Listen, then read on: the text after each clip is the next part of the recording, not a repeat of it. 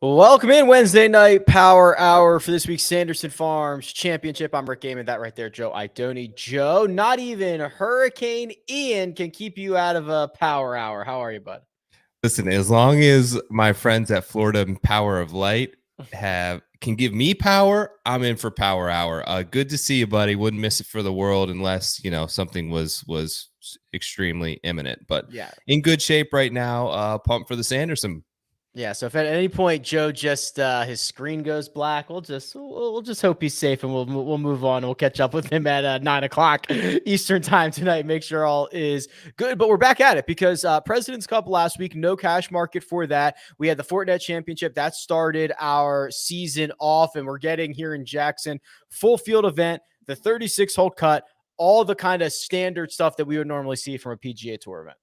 Absolutely, yeah. Standard format in terms of the field is what we're used to seeing as well. So the payout structure is familiar. Also, we've got a fall swing event, and we were kind of talking before we went hot about. I was initially a little bit down when I saw the field, but tried to readjust my perspective and my lens a little bit, and just be thankful that what we're technically in right now is the off season for the PGA Tour, and we're still getting events. We're still getting good players. We're getting up and coming guys that we're able to learn and understand more and more about their games and start to fill out some of the data and stats that go behind them. So yeah, excited for this event and what we have coming up here this next stretch. Yeah, lots of new people joining as always. And if you're just stumbling in here, this is Stock Market DFS. You're bidding on shares of golfers. The finishing position for them at the end of the week is corresponding to a payout, a guaranteed payout. So an example of that from the Fortinet Championship, Max Homa on that Wednesday sold for $8.85, got the full $25 payout, which is $16.15 of profit. But Joe, it was actually Danny Willett who made you the most money per share because his second place finish, $20 per share in payout, was massive compared to his $3.29 IPO. So despite Danny Willett three-putting on the 72nd green, he was actually kind of the big winner in the Jock Market. Oh, the beauty of Jock Market, Rick. We talk about it all the time. If you were holding a Danny Willett outright ticket, I'm sorry. That was vomit worthy. I'm sure that was made you sick to your stomach, but in the Jock Market still returned over 500% ROI. Got him for really cheap, $3.29 a share. You can't be too disheartened by a second place finish at that initial price. Yeah, going a little bit further, Taylor Montgomery, $5.43. He paid out $18 a share. Justin Lauer, $3.17, paid out $16 a share. And then Benny On, $2.55, paid out $15 a share. So I think we're going to see more of this in the swing season. Just look through some of these payouts, Joe. A lot of guys at the top of the board who were $2, $3, or $4 that Wednesday night before Napa started. I think that's kind of the nature of the beast here in the fall.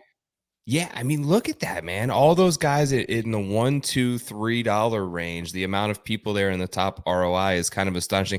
Who was Homa the top IPO guy that night, or who was it? I don't remember. It was Homa, and then I mean, the guys after Homa got slaughtered. Yeah, But Homa was the most expensive. Then Corey Connors and Taylor Pendrith. Yeah, we've been on a little run with, like, I guess you could say the chalk hitting, or however you want to say it, where sort of the top price guy or the favorite coming into an event has been successful. And we've kind of got another situation very similar tonight with one guy that seems to be sort of head and shoulders talent wise above the next crop of guys in the field. Yeah, so we'll talk about Sam Burns. That's who Joe is referring to, and many more golfers. If you want to get signed up and you haven't taken advantage of a deposit bonus yet, the code you're looking for there is POWER. There is a link in the description. It'll get you up to $100 there, so you can get started, get rocking and rolling. And Joe, just so that people are completely aware, it's not just cash for golf. There's other sports. Obviously, the NFL is going on, Major League Baseball winding down, but we've got NHL and NBA starting up again. And if you're not ready to commit to the cash markets, there are free markets that pay out real dollars. Absolutely. Free markets that run essentially as contests each and every week. The NFL, they've added a multi-week sort of format to it. So that's going on. All the individual slates in terms of Thursday night, Sunday night, Monday night, those are all sort of their own individual contests. Each has its own intricacies and I think strategy in terms of ways to play it, primarily based on how many guys are within that player pool and understanding how the payout structure works accordingly. But yeah, ton of different ways to play. They keep adding more and more improvements along the way. I still think we're close in terms of getting a massive shift and improvement in terms of the way that the IPO runs. And once they allow sort of shorting in the IPO phase, I think will open up a lot of things. We're close there. I have gotten confirmation that we're inching towards it. Hopefully that will be soon, but happy with the product, of course, just as it sits right now. It's very Yeah, fun. there is shorting available in the live market, and we've been looking forward to shorting coming to the IPO phase here shortly. Okay, turning our attention to the Country Club of Jackson, Mississippi. Sam Burns show, as we kind of alluded to, not only the favorite but our defending champion, coming straight from the President's Cup, and we saw how he was kind of able to attack this golf course last year. Is there a Sam Burns type mold, or is there a certain type of golfer that you think is best going to find success around the Country Club this week? So I initially leaned bomber, right? Because you see guys like Burns and you see Cameron Champ and even Cameron Young and the other guys sort of surrounding parts of the leaderboard. But as I dug a little bit deeper, that doesn't necessarily reign true. It feels like a course where a lot of different types of players can have success, both short and long off the tee. Although I'll say this, like, if you can have your choice, I'll still lean guys who generally are a little bit longer off the tee and who can play more aggressive. There isn't many hazards here that are going to sort of interrupt them or get them into too much trouble. And a guy who's really long off the tee can have a week where he's very accurate as well. A guy that's very accurate off the tee isn't all of a sudden going to find a way to pick up 25 yards. So there's a way that they can both work out for the Bombers. That said, I think this thing is sort of open in terms of any sort of player type, whoever plays the best. And probably, I looked at your sort of correlated stats. Whoever putts the best is going to be really good this week. And that's how it is in a lot of these fall events, right? Yeah, it certainly is. Okay, let's turn our attention to a couple of names then, and we're going to play bullish or bearish. This is where Joe and I pick out four golfers and we take a stance on each of them. And let's just do it. We'll jump right in on the guy at the top. It's Sam Burns. His fair value for tonight, which is a calculation to determine essentially what you should. I don't know if should is the right word, bid on him, but basically says if you use his outright number, his top 5 numbers, top 10, you correlate that to his finishing position, what those payouts are. His fair value is $10.80. That is asking Sam Burns to finish about 10th or better, Joe. So we've got him coming straight from Quail Hollow, where he played a lot better than his record indicates. He's clearly the class of this field, and he's the big favorite. Yeah. I should love him. I just don't here. I'm gonna take a bearish stance, and the only reason, Rick, is just you're buying an absolute premium price on a guy at the top tier levels. The highest IPO price that I see on record was 1092 for Sam Burns ever in the Jock market. His fair value tonight is 1087, a few cents off of that, and I've kind of got a little bit of a feeling he may clear that.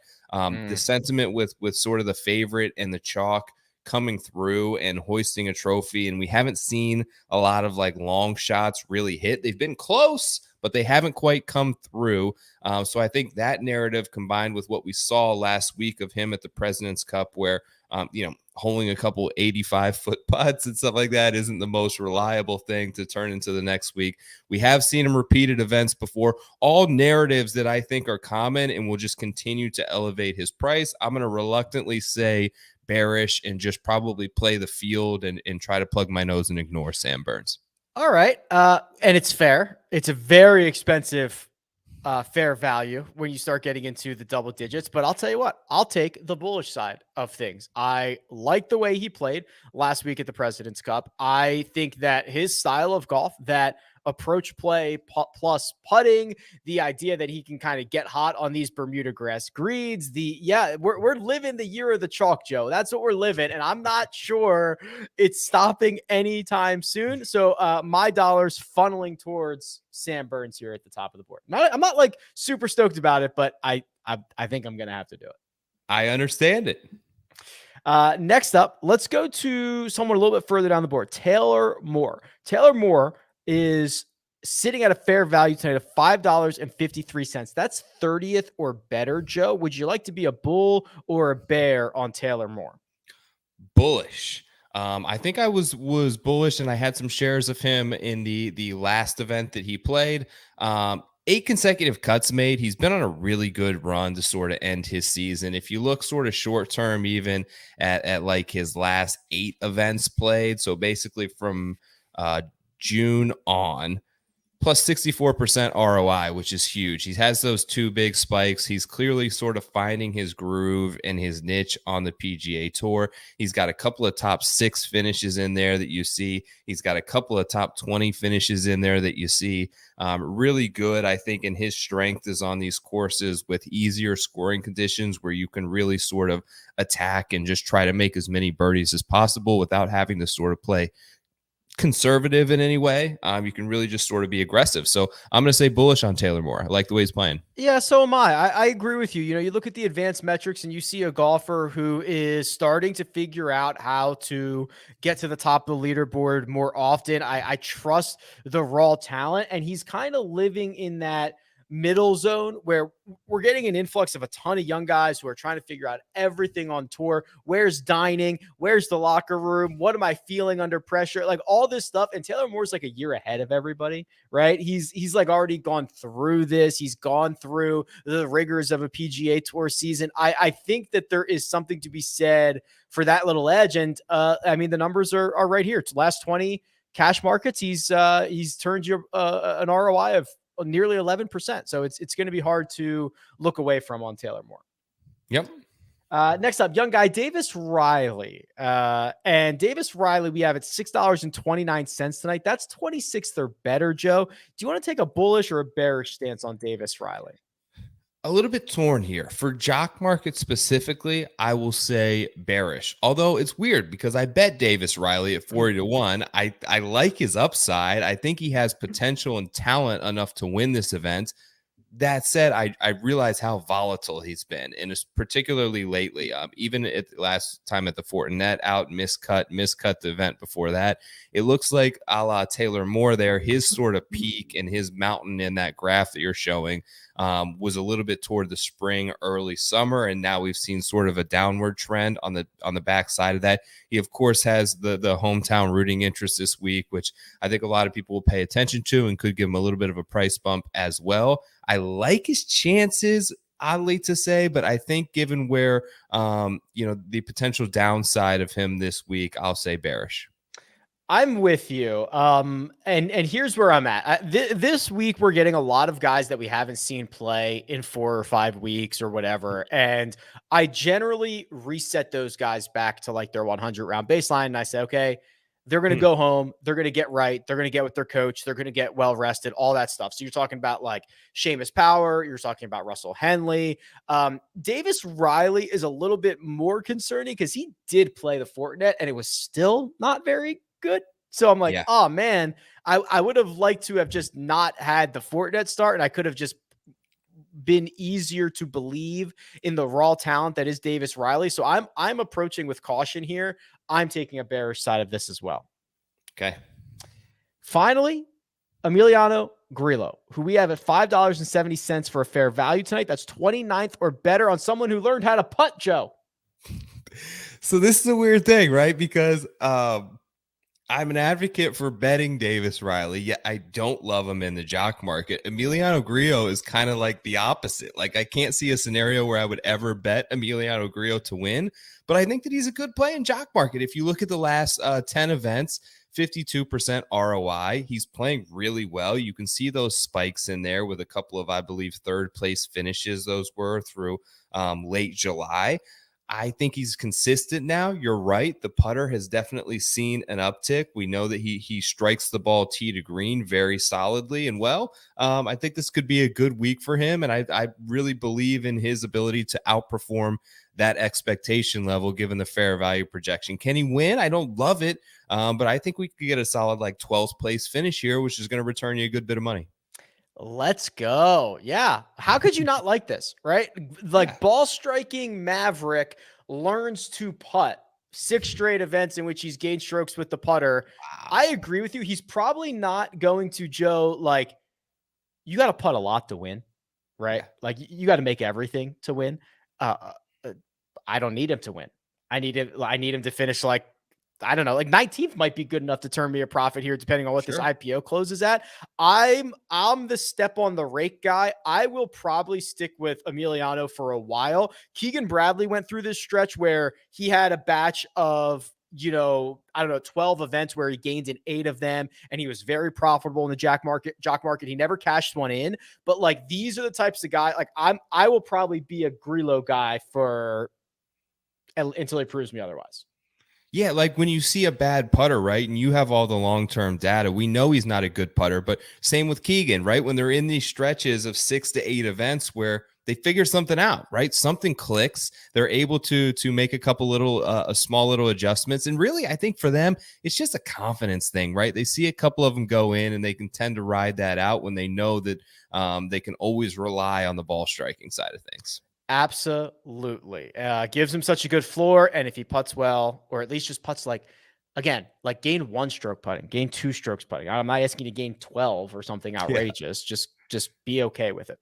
Okay. So I'm going to turn our attention here to the big board. The big board is the live pricing. And while we were playing bullish or bearish, and that's kind of the idea of it, the market has gotten much more mature. Lots of bids are rolling in here. This market is going to, or this bidding is going to close. This IPO phase is going to close around 9 p.m. Eastern time tonight. So we have about 27 minutes or so until that happens if you're watching and listening to this live. And the code that you're looking for to get involved, it's POWER. There's a link in the description. That'll get you a $100 deposit bonus. Here we go, Joe. The big board. Sam Burns, absolutely to no one's surprise, is the number one and most expensive golfer in tonight's market as of right now. $8.51. He is still $2.30 away from that fair value that we set on him before this thing opened up. But we are a runaway freight train on Sam Burns being in a tier by himself. Yeah, no surprise, really. We kind of expected it. He is the best player. It's just, are you going to go to the top price guy? Are you going to bet the favorite in the field? Are you going to, bank on a guy after, a healthy, probably Sunday night at the President's Cup with his teammates coming in here on maybe a little bit of a short prep week? But defending champion, I don't expect that has anything to do with how he scores this week. But I think I'd rather play the field. The rest of that field begins with Taylor Montgomery. Well, it was 2 weeks ago when he finished third at the Fortinet Championship, but people have not forgotten Joe because he's the second most expensive golfer in the market, 612. He's already over his fair value. We are reaching full on hype hysteria for Taylor Montgomery right now. We see this quite often with these young Corn Ferry guys that come up. I fall victim to it often as well. I would rather have Sahith. If those two are equal in price, I'd rather take the guy who I've seen more proven results, who, like you even saw with Sahith, like he came out of the gates pretty well. We knew the talent level was there. Haskins Award winner. Everyone was excited to watch him play. But yeah, you stumble out of the gates, as you don't just come in and win right away. It takes a little bit of a learning curve in order to figure out how to close things down and play 4 complete rounds on the PGA Tour. I think his talent level, without a question, is going to be there. I would just rather go with someone who's been around the track a few times. You mentioned Sahith, $6.05. He's right behind. He's the 6th pre-ranked golfer. So this is important here. This is how we break ties in the Jock market. So you'll see Sam Burns, number 1. He wins all the ties. If he's in a 5-way tie for second, he's getting the $20 per share payout. Sahith is 6th, which means there's only 5 guys that beat him on ties. Taylor Montgomery, who we just talked about, 19th. So there's 18 guys that would beat him on this tie-breaking situation. So we've got Sahith, Scott Stallings, and JT Poston kind of right around that $6 mark, Joe, which these are a couple of guys that I don't think I'd be all that surprised if they played well, contended, and I don't think I'd be all that surprised if they struggled. I find these three quite difficult to figure out. Same. Sahith is kind of an anomaly for me. I love the guy. I love to root for him. And I think that he's so, like, in my mind, he's second favorite in the field. But then I kind of look a little bit at some of the stats, and yourself as sort of a data-driven guy, like, he's leaky in the ball striking numbers. The birdie or better gain numbers aren't great. He makes a lot of bogeys, especially at easy courses. And I think that's part of his style. And I think that's kind of what you get with a player like Sahith, because anyone who's going to, I guess, go for as many birdies, I don't know if I'm wording this rightly, but make an attempt to get close and play aggressively at so many pin locations is going to inevitably have some bogeys that offset that at some point. But like, really, when I look at some of the data stuff that I see out of him in the strokes gain numbers, it doesn't align with the narrative in the ability that I have sort of in my head. Yeah, he's just a very raw, talented golfer, and he is not technical at all, and he is all feel. And sometimes when he's got the feel, it's a great week, and sometimes when he doesn't have it, it's hard for him to kind of flip the script and get back into it and get into get on the right plane already. Just like it's just lost. So I think you're going to constantly see those type of results. But if you're talking about building a portfolio, right? Like, this would be your emerging markets, highly volatile, high risk, right? This is not your like Apple stock. These are not your blue chippers. It's part of the portfolio. Yeah, and he's one of those guys, and we've talked about this before. Like, if I could bet a guy and earn some shares of him for the remainder of the season, I'd love me some Sahith, because I feel like he's got a win coming this season. I feel like he's going to sort of break through to a new level and start to compete in big time fields, and everything's there for the taking for him talent wise. That $5 range, everyone is lining up. So we kind of already alluded to JT Poston at the top, but that's where you have Grillo and Russell Henley and Wyndham Clark, Davis Riley, Denny, Thomas Dietrich, Keegan Bradley, Trey Mullinax. I mean, this is just like, I think it's Sam Burns is like a clear tier 1. I'd probably put Sahith and Taylor Montgomery in a tier 2. And then it's like, well, here's everybody else. Yeah, I would say the leader in the clubhouse for me in terms of interest level is probably Russell Henley. Okay. Not only does he come with that number 2 pre-rank, we know he's a great Bermuda grass putter. That's sort of always been his strength. When you look at like Sedgefield and you look at the Honda, where he's either won or almost won, should have won. All sort of similar in terms of the grass types, not only on the greens, but like throughout, like Bermuda grass fairways, Bermuda grass rough.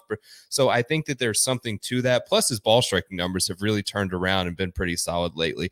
Denny's the guy for me, Rick, and you know that I love Denny, but he's another anomaly for me. And I worry that the irons have kind of gone. Lost strokes off the tee, and I believe his last 5 and 4 out of 5 with the approach numbers. No matter how good, like the amount of strokes he has to gain with the putter to overcome that this week, if he loses strokes off the tee and on approach, in order to get himself to probably 20, 21 under par, is too much to overcome.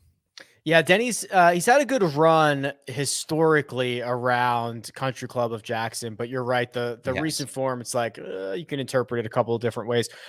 Russell Henley. So I think he is the prime example, Joe, of what are you going to give guys credit for, right? We haven't seen him play competitively in 5 weeks.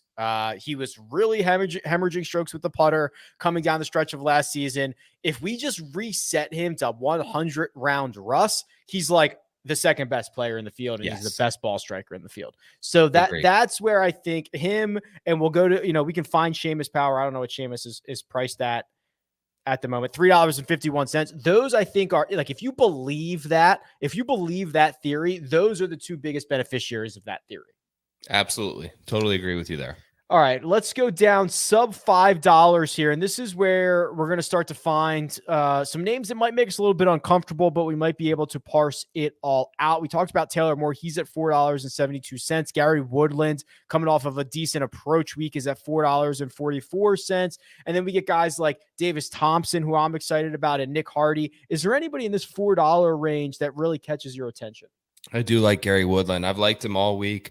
I think the same thing. If you were going to reset on 100 rounds or the last couple, go back the last 2 or 3 years and sort of get a baseline, his talent level is better than where that he's being priced at right now in almost every market. His run last year, remember there was that run through Florida where we were like, Gary's back, and like, here he comes, Honda API, Valspar. He was having all these great performances. So while this isn't like this isn't in Florida, this isn't in the Southeast, the actual characteristics of the golf course share, I believe, a lot of similar traits to some of those places.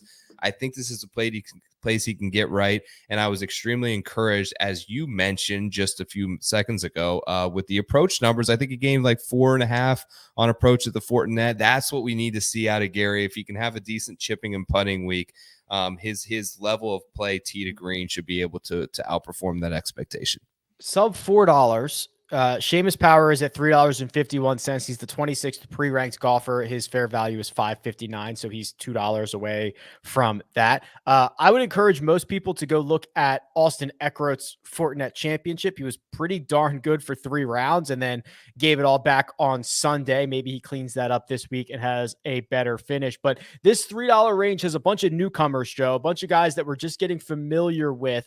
Is there one or two that you're willing to invest in at the early stage of their career?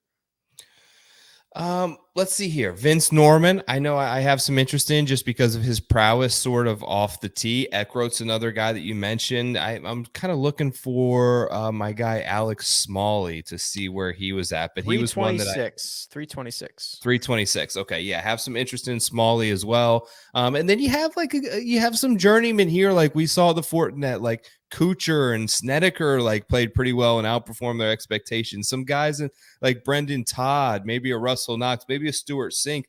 These type of guys who have 15 years playing this event of experience and know exactly what it takes, like you mentioned, how to get ready, how to prepare, when to wake up, how to get to the locker room, all this kind of stuff that maybe a lot of these guys it's very new to. They will be firmly at ease with their normal routine. And I think that they understand that the fall is really a season where they need to capitalize. They need to get as many FedEx Cup points as they can before the Rorys and the JTs and the Cantlays start coming back into all these events starting, around January. Brendan Todd is probably the one that has grown on me the most this week. I'm a big believer. This is kind of a 2-part thing. You've got these large greens, 6,200 square feet on average. That generally benefits ball striker, strokes gained approach, and you've got to make the putt, strokes gained putting. I think those are the 2 important stats for this week. Todd, historically great putter. Last week had his best approach week since 2015. And I'm just like, yeah, okay, give me one more of those, right? Did you find something? Did you get lucky? Is it an outlier? Will you get me 75% of that? Like, I'm comfortable with a lot of the outcomes. And I think that he's that sneaky vet who can get hot with the putter and kind of make a little bit of noise around here. And then the last 3 years, he's been one of the best Bermuda putters that we have. So I've just been staring at his name all week long, and I just get like, more and more excited about it, which is something I've never, ever said about Brendan Todd. Yeah, my boy John Rathouse is on the bag this week too. Our guy from over at the Caddy Network. So excited to see what he's able to put together. How about the $2 range? We've got somebody DM'd me, and I can't remember who it was, or maybe I don't know where it was. They said Jimmy Walker made more birdies than anybody at the Fortinet. You're welcome. And I was like, do I have to go check that? Is that true? I didn't go check. Maybe that is true. I don't know. That is what the message said, just completely out of the blue. So I don't know. I'll have to check that in a second. But Jimmy Walker is $2.61. Again, a bunch of young guys here. We get a couple of familiar names in like Dylan Fratelli or Michael Gligic or Sam Ryder. This is a range that was actually quite profitable at the Fortinet. Yes, absolutely. We saw so much when you brought up that previous graph of 2 weeks ago and how much in the $2, $3, $4 range. This is kind of where we saw like, will it come out of? I kind of I like Chad Ramey this week. He's got a lot of the local narratives from Fulton, Mississippi. So he's got he's playing, this is his home game on the PGA Tour. And a guy won an event last year. Of course, won the Corrales on Bermuda grass. That so in his rookie season, what was essentially his rookie season, he won a PGA Tour event. He's coming back to a place where he's made 2 consecutive cuts back to a place where he's familiar and maybe a little bit of a home game, and he's in the middle of that $2 range where you really only have to, what do you got to finish like 40th to break even there? So yeah, that's one guy that I kind of have my eye on. Okay, Jimmy Walker made 22 birdies at the Fortinet, tied for the most with Joseph Bramlett and Sahith Theegala. Jimmy Walker finished T25. Bramlett finished T12. Sahith finished T6. So he was the worst of the guys who made 22 birdies. He made 13 bogeys and 1 other en route to that T25. So there you go. The guy was right. The others will kill you. The others will kill you. That is for sure. Matthew Neesmith, $2.29. He is someone that we have targeted in the past. Let's just look at like the very bottom of this, because we did see, I forget who it was, but there was like a dollar golfer. Who was it at the Fortinet? Harrison Endicott, 181 to $8, a $6.19 profit per share. So I'm looking through these names. Who's that guy this week? Is it Ben Silverman, the Canadian? Is it the Herminator, Jim Herman, or is it none of these guys? Yeah, I don't know. I don't really have a feel on any of these guys. One of the other guys sort of in the $2 range that I kind of like, 229 right now. I don't mind taking a little bit of a flyer on Adam Long. 3 consecutive horrible performances, but if you look a little bit, expand it a little bit before that, 4 consecutive top 25s going into those events. So he had something going, something didn't start going well, but I know that he has the potential to potentially top 25 or top 30 this event. And right now he's sitting at $2.29 unless I need a refresh here. Pretty cheap. Okay. We are playing stock market DFS. We are in the IPO phase. So we are bidding right now on shares of golfers. And if you're one of the high bidders, when this market closes in about 12 minutes, about 9 p.m. Eastern time tonight, those shares are allocated to you. They go into your portfolio. If you don't get anyone, that's okay, because live trading will begin immediately. You can go buy shares. You can go short golfers. There's a lot of opportunity, even if you do miss out in this IPO phase. And in about 7 minutes or so, we're going to let Joe go do his thing. But Joe, we're not quite there yet, because this market is still moving. The only guy who hasn't moved is the man at the top, Sam Burns. Still stuck at 851. Are we a little bit stalled out here? We've seen this before. You think we get sub $10 on Sam Burns tonight, buddy? Nope. Me neither. No chance. Yeah, now's a good time, about 10 minutes before IPO close, that I would typically recommend putting in 1 or 2 shares of those guys that you like to have, so you can bring that over into your orders tab at a price that you feel comfortable at. There was a question in the chat a little bit ago of like, if I bid a certain price and he closes at a price below that, do I get the lower price? And the answer is yes, you do. If you bid $11 on Sam Burns and that price stays at $8.51, you will be awarded those shares at $8.51. So feel free to bid a price that you're comfortable paying, and even if it's well over their current price right now, and know that you'll get the best price available, and Jock Market will issue those shares. Yeah, that is what has been known, at least in my world, for like 20 years on eBay. It's called a proxy bid, right? Right. So, I mean, that is how I know a lot of people, listen, 9 p.m. Eastern time on a Wednesday, you're putting the kids to bed, you're doing whatever. People will just put in their max bid at any point during the day and not have to worry. We are sick. We like the sweat, Joe. We like the rush at the end of this. That's for the sickos, but a lot of people just put their bids in 8 hours ago and don't have to worry about this. Yeah, that's usually a pretty good strategy. Us sickos like to wait until the final couple minutes. The real sickos like to try and host a live show while bidding on players as well. So that's true. Yeah, you know how we do it. Sam Burns has bumped up over $9, 922. So we gave him a little bit of a Here he bump comes. there. And then Sahith is carving out a spot as the second most expensive golfer. But let's flip this around real quick and just look at the top 10, because there are a couple of guys in the top 10 that if you're trying to get a guy who breaks a lot of ties, there are some reasonable options. Harris English is $4.45. He's the seventh pre-ranked golfer. Adam Hadwin, 434, Sepp Straka, 456, and Brendan Todd, who we just talked about, $5. So, Joe, there are some reasonably priced top 10 golfers. If you're willing to buy that Harris English is healthy and back again or something of that nature. Yeah, I'm kind of looking here. It looks like Harris English played a lot. Basically, toward the end of that season, he had that hip injury that really sort of hampered him. But a T9 at the Fortinet, maybe he's sort of coming back into some form. Bezadenhout's another one that I was just kind of interested in, that pre-rank being so high at the pre-rank of 4 and still being at $5 per share. What do you put much into either a plus or a minus for guys who competed in the President's Cup last week? Might be an immediate small negative, just because it's like a little bit of but like Bez played 3 matches. Like, I'm not worried about that. His team lost, so I don't think he was like super hungover and like stayed out all night. It looked like they had fun, but like, I'm not worried about that. I think longer term, and we saw this at the last President's Cup, and we've seen it a little bit at Ryder Cups, but I mean, some of these guys get like big time, like Sung J M like was on a different trajectory after Royal Melbourne, and Joaquin Neiman same way, and Abe Answer same way. And it's just like Scheffler last year. Yeah, they kind of just turn into different guys after getting a taste of this. So I'm not as the thing I'm worried about Bezadenhout is that like he's relying on the putter, and that's his one path to victory, not necessarily that he played the President's Cup last week. Yep, makes sense. Okay, so scrolling down just a little bit further here, because I got a minute or two before I got to get Joe out of here. I don't think we talked about Thomas Dietrich. He is kind of, I don't want to say he's the flavor of the week because he's not all that popular at this point. He's $5.39 a share. Someone who plays worldwide.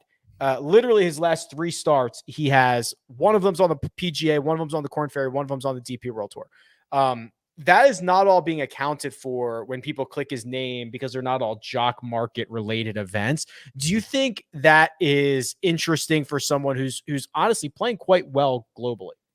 Yeah, that's a very interesting take. It looks like even the Jock Markets that he's been in, from what I see, 5 of the last 6, he's finished at least 22nd or better, which is much better than I was expecting to see. Is he one of these guys, Rick, that have been on this DP World Tour promotion that we're going to be seeing a lot more of? Is that effective now this year, where we're bringing over some guys? He is technically not one of them. He got in through the Korn Ferry, but yes, like but that just happened to be because he earned enough points there. He played a lot more on the DP World Tour, but yeah, we are going to get a lot more of these guys in the future, just because of that strategic alliance and some of these co-sanctioned events and whatnot. Cool. All right, Joe, go do your thing. So we're going to let Joe get out of here. He's going to go fire up the old Jock Market app, and he's going to play with you here for the final couple of minutes. He's going to put his bids in, and then when this IPO closes in about, I don't know, call it 5 minutes or so, we'll be able to rendezvous with Joe and see what his portfolio looks like, and I'll take you the rest of the way. If you haven't signed up yet, the code you're looking for, it's POWER. There's a link in the description. Get you up to $100 deposit bonus. Get you all situated in your Jock Market account. The big board is as follows. Sam Burns, no surprise, still the most expensive golfer. He's $9.22 a share. He is not at his fair value yet. So his fair value is $10.81. So he's still $1.60 short of that. And his fair value position is 10.4. So at $9.22, you are asking him to finish about 13th or better. I think we kind of expect that to go up a little bit over the course of the next minute or two, but we'll see if there's an additional run coming on Sam Burns.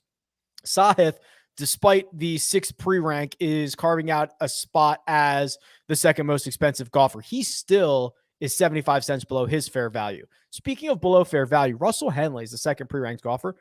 $2.50 below his fair value. Only $6.65 at the moment. And then you throw in JT Poston and Taylor Montgomery and Denny McCarthy. And it's just kind of this blob of guys that you wouldn't be all that surprised to see them contend. You wouldn't be all that surprised to see him finish T41. So kind of pick your poison here.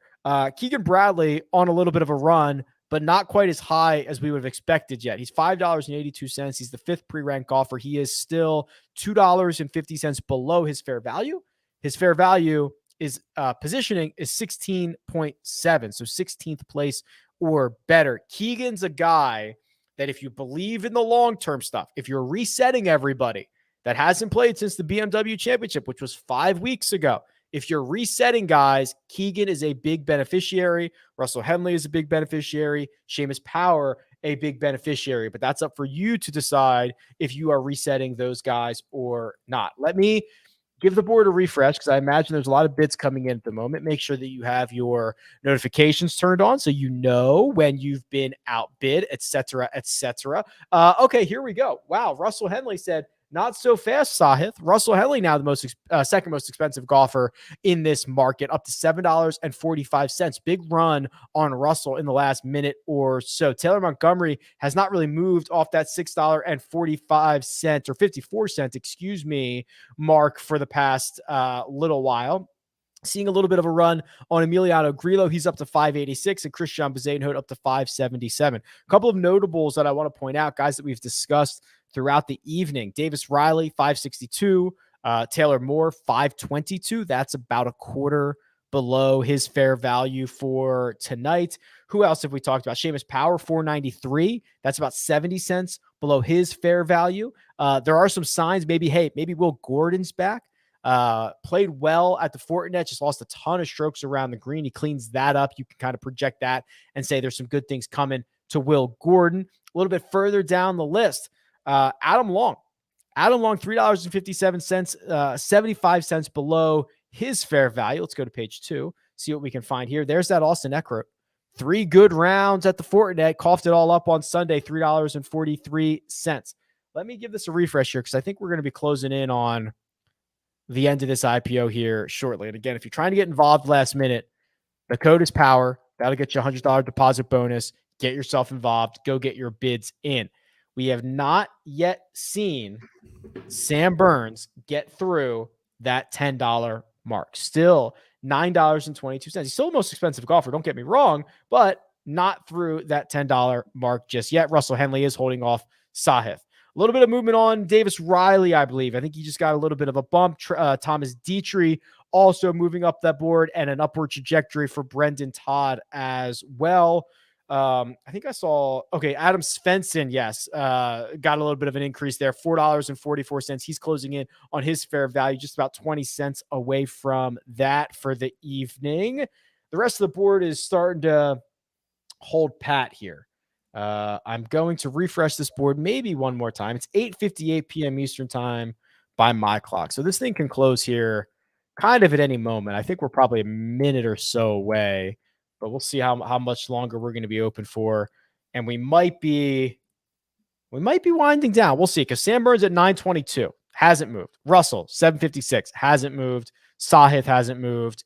Maybe a couple of cents on Taylor Montgomery. Keegan Bradley got through the $6 mark, but I believe we are maturing here. People might have their bidding fingers away from screen here. I've got 8:59 p.m. Eastern time. We're still open, but we're not going to be open much longer. This thing is probably moments away from closing. Sam Burns, 922. Yeah, we're holding strong here. Unless someone's going to do something crazy in the last few seconds, Sam Burns is probably going to close here for $9.22. Brendan Todd got a little bit of a bump, but he's still $1.50 away from his fair value. He's at $5.36 for the Todd father. Showing we're still open, man. Late one. Very late. Yeah, we are. My clock says 8:50. My clock says 9 o'clock. We just flipped into 9 o'clock, and we're still open. Okay, we got to be closed then, right? Have to be closed. It's 9 Eastern. Yes, we're closed. We're closed. I'm sorry. Shut it down. That's like the latest lock ever. Yeah, it right was at weird 9 o'clock. I was refreshing and it wasn't showing, but then I saw that my guys moved over into the holdings tab on the bottom. So we are closed. All right. Jock Market's closed. Where the dust is going to settle. We're going to get the board fired up. We'll have all the values. Live trading will begin immediately. Yeah, Joe, it kind of, I mean, as expected, by the time we got to 9 o'clock, it was like everybody would put their bids in, had put their bids in. They were done. It was kind of stagnant to the end there. So yeah, it was done. And like Sam Burns just kind of sat there and I snagged some shares of him because it was like, I know I said it's weird because I went bearish out of it. That was at like 1087. I feel like you got $1.60 discount off his fair value projection. I was actually expecting him to go higher than that 1087. So I feel like I got the best player in the field for well below $10 a share. That's usually a good move. Okay, we know you got Sam Burns. What else did you find? Henley. Did Henley finish number 2? I believe he may have. He did, 757. Yep, 757 on Russell Henley. Then some guys in the middle here, right around that $5 range. Emiliano Grillo, who I spoke about. Taylor Moore, who I spoke about. Gary Woodland, who we talked about. And then some guys sort of in the cheaper range. So in the low threes, Smotherman, Buckley. $2 range was Chad Ramey, who I talked about. And then at $2.09, I took a little flyer on a couple shares of Cole Hammer just for a fun little sweat to see what he can do off a Monday Q this week. Yeah, those are my 9 guys. You get all those? Sam Burns, Russell Henley, Emiliano Grillo, Taylor Moore, Gary Woodland, Austin Smotherman, Hayden Buckley, Chad Ramey, Cole Hammer rounds out the 9. Got it. For Joe. Okay, let us know in the chat who you ended up with, but let's turn our attention here to the final pricing, or at least the final IPO pricing, as I guess I should phrase it. Burns got to 922 about 3 minutes before close, didn't move. You mentioned the $1.60 value on him built into that fair value. So that is, instead of asking Sam Burns to finish 10th, you're asking him to finish 13th, and he breaks all ties. That's kind of a big deal. Yeah, and he breaks all ties. Exactly. If we can get anything close to like his B+ game this week, I think that he should be able to ease his way into the top 10. Russell Henley and Sahith were battling for that second spot all night long. Russell nabbed him, 757, Sahith 750, both of those below fair value. So they're the top 3 guys were $1.60 below fair value, $1.70 below, and 50 cents below. Yeah, they're all showing solid plus minus on the returns right now. We'll see when this thing starts off, but it definitely felt like there was some good value on the market tonight. Poston 685, Montgomery 671, McCarthy 670. Okay, Seamus went for 523. That was below fair value. That's kind of interesting. Mm-hmm. And you talked about Taylor Moore and you added him to his portfolio. This is pretty fair. You can see the some guys that got the rush, like Davis Thompson, who I love this week. I mean, he's $2 more expensive than his fair value is. It's still not asking him to do anything crazy, but like there's just a few guys that got the push, but it looks like there's a lot of value available here. Yeah, I feel like the majority of guys, particularly toward the top of this board, you got a decent little price break based on their fair value projection and where they came in. Just trying to see if anything is super crazy here. Yeah, Ben On. There was some love on Ben On there. I looked at him a little bit. He was like double what his fair value projection was, like the guy that you brought up previously. So I think a lot of that comes off of a sentiment from last week. $9.22 for Sam Burns. How does that compare to? So he had one, I think it was Houston early on, where he went for like $10 a share. He was $9.76 at the RBC Canadian, just this past one. Then there you go. Here's the this is the Houston event, right? Yeah, yeah. Still return to profit there, and return to profit at that Canadian too, as probably the top price guy. Yes, when he's the big dog, it kind of works out okay. Yeah. All right, Sam Burns will lead us in Jackson on Thursday morning, live trading is open, right? You can buy more shares. You can get out of some guys if you don't want it. You can short some guys. And Joe, next week is an event that is quite near and dear to my heart because they will be here in Las Vegas for Shriners. And I'm very, very excited about that. That's great, man. Are you going to be inside the ropes out there? That's the plan. Yeah, that's the plan. So I'll be out there all week and hopefully rubbing elbows and seeing what I can find out. I've been doing some reconnaissance because they redid a lot of that. Not redid it, but they laid new sod on the entire thing. It's been shut down for 6 months. So yeah, it's going to be good. I'm excited for it. Cool. Summerlin always gives us a good and exciting finish at Summerlin. We've had a number of them. Follow Joe on Twitter at TorPicks. Use the code POWER to get your deposit bonus. And otherwise, I mean, just have a good night. Joe, have a safe night, man. Thanks for we were able to make it through. I'm sure you got family and friends that are, I don't know if they're in better, worse, or neutral positions compared to you, but we're thinking about you and all that stuff for however long this takes. I appreciate it. Thanks for everyone for stopping in tonight. It was nice to sort of turn off the news and take my mind off the whipping winds outside this window right here for an hour. So appreciate you as always, buddy. Great to do Power Hour. We'll see you guys next week. Yeah.